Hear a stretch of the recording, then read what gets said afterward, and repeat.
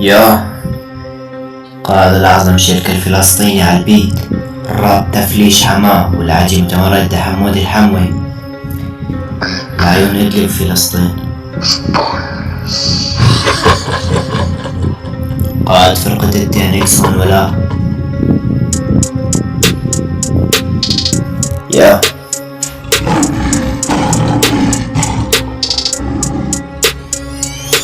صادق اسمع الدسك من الملل خلاني نام، من اللي بيسمع دسي بيطلق انه تطلب سوبرمان، والنافع ردوده عليهن النفس ردودي، واعترف بي اني نازي يعني انا حارق اليهودي. خليكم ترباي ردها بالدفتر باي، من اول كف اعترف وقد تعزيبك علي جاي، بس ممكن توضيح جزء بحامل القنين جاي صفحك عيرنا لك لا تتفلسفين، ما بترد نفس ردودي لو فعليا كلامي فاضي، اما على الاثبات اثبت انت عايش بالماضي.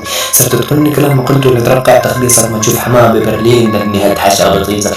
يعني هو نازل من بطل الموصلة سنين جات شكله تأخر برد ويسويس بالعباد، بس صحيل ورب الكعبة لا طيع الاستعداد. دخل عم بغني ما رابر ولا تامر حسني، بدي اعمل بدي ساوي راجل ما بيتلمسني. طبعا تحياتي لإدلب ولأبطال إدلب. راب طالع من قبل فلسطين الحرة إن شاء الله. أنا معلمك بس إنك ما تعدى حدودك على أي محافظة بسوريا، مو شرط